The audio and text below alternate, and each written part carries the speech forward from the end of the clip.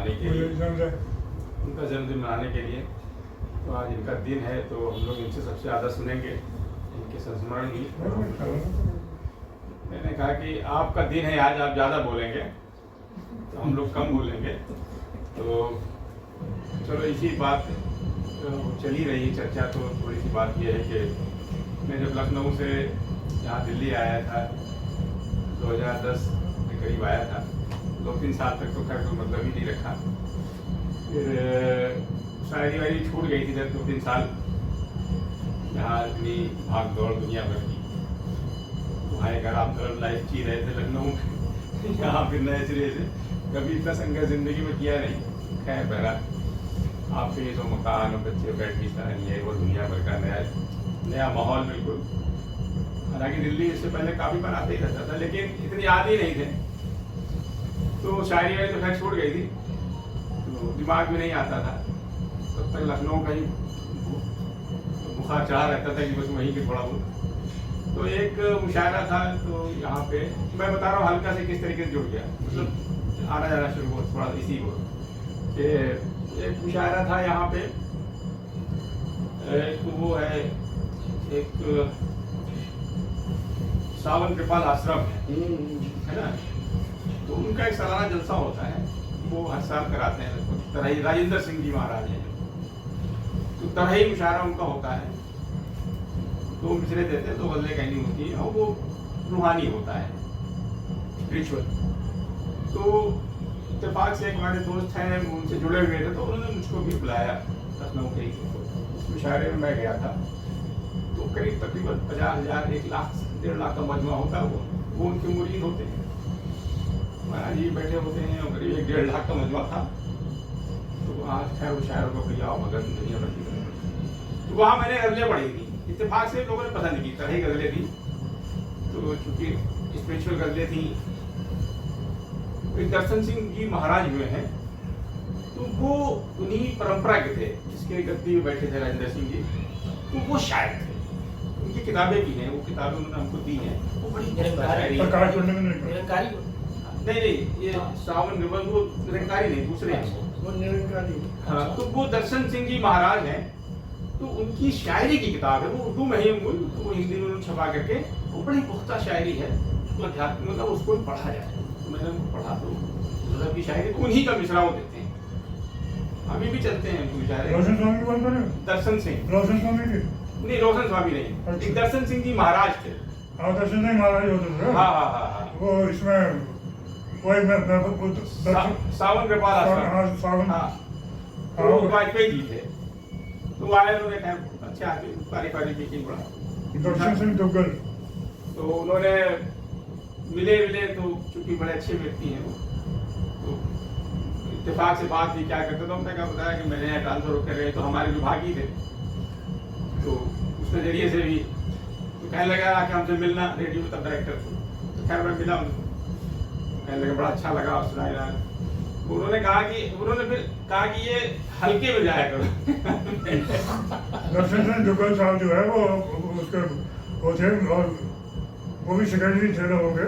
हाँ, और हमारे हल्के में भी आते हैं। अच्छा, पहली किताब हमारी ही वॉज अंडर सेक्रेटरी और उर्दू के स्कूल से।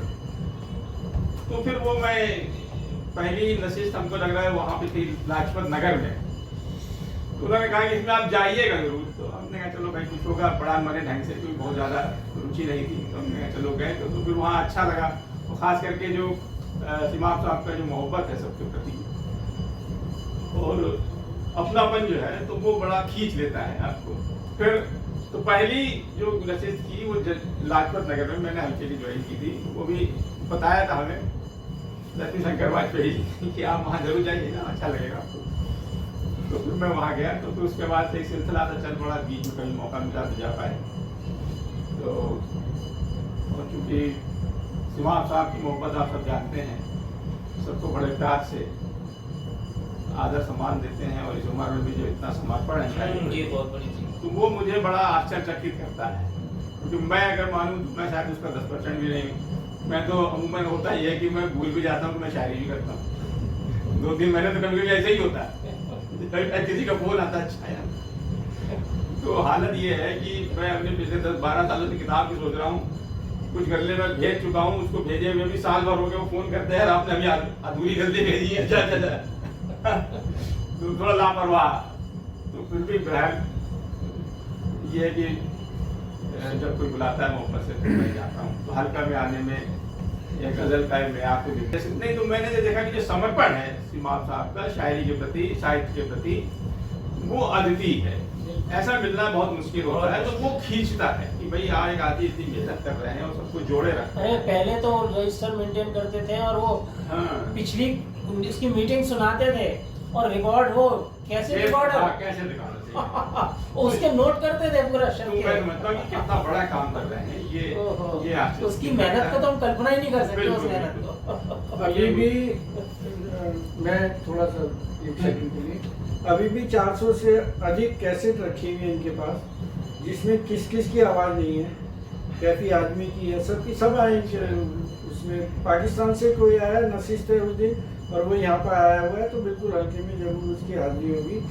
400 कैसेट अभी भी रखी हुई है इनके पास संभाल के, और अगर वो डिजिटलाइज हो जाए तो बहुत बढ़िया है। नहीं वो करने की सोच रहे हैं, लेकिन उसका खर्चा बहुत जा रहा है, वो लाखों में जा रहा है, तो हिम्मत नहीं कर पा रहे, करेंगे कुछ ना कुछ।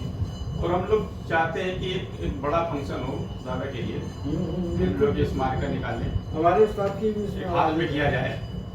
हम चाहते हैं, हमने सुझाव रखा भी था, हम लोग एक टीम बना लेते हैं, एक स्मारक छपे इनका जिसमें इनके ऊपर केंद्रित हो पूरा।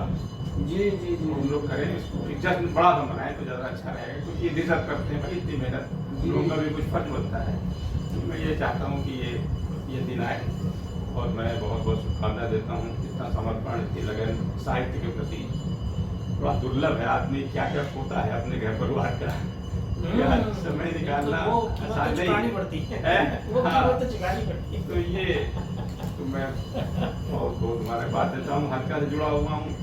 तो एक बार मौका हमें भी मिला, एक सौभाग्य अपने घर पर भी हल्की गोष्ठी रखने का, तो वो भी एक यादगार गोष्ठी थी। तो कभी और मौका मिला तो फिर रखूँगा। मैं पुनः शुभकामनाएं देता हूँ कि आप ऐसे ही अदब की खिदमत करते रहें, हम लोगों को राह दिखाते रहें। मैं इसी से अपनी बात